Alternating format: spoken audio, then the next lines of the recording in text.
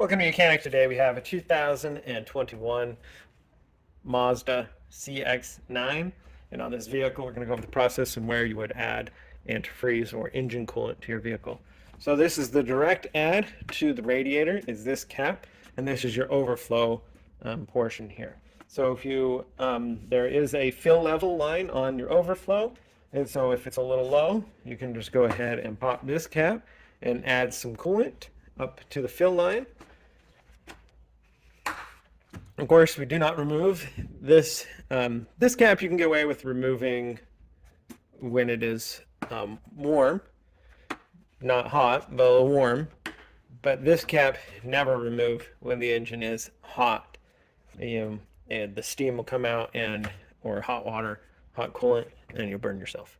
So we add coolant here if we just need a little bit of a top up because it's too low in the reservoir here. And if we need to add direct coolant to the vehicle because you drained the coolant or did some work that you needed to drain the coolant out, this is where you would add. And so we press this down, or we twist it, then you got to press it to get it past the lock, and then be able to open up the cap and be able to add direct coolant right here until it gets to the top of the neck here.